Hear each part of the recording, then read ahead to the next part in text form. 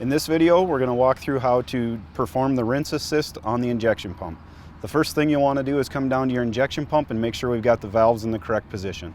The first valve we'll want to do is we'll want to make sure that we close off our valve that supplies product to the pump. The second valve we're going to check is our rinse water valve, and we're going to make sure that that's open so we can pull rinse water from our rinse tank.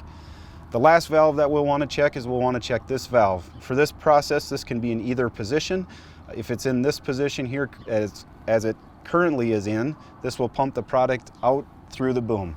If we were to turn the valve to the other position, it will pump the rinse water back into your product tank. For this demonstration, we're going to keep it in this position to allow the product to flow out to our boom. From here, we'll go up in the cab and we'll run the process.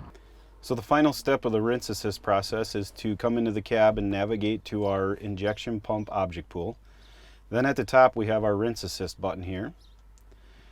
And this will tell us that we're going to pump a measured amount of flow through the pump to clean it. We'll default it at 128 ounces. We've already checked to make sure our valves are in the correct position. From here, we'll go ahead and we'll turn the rinse assist on.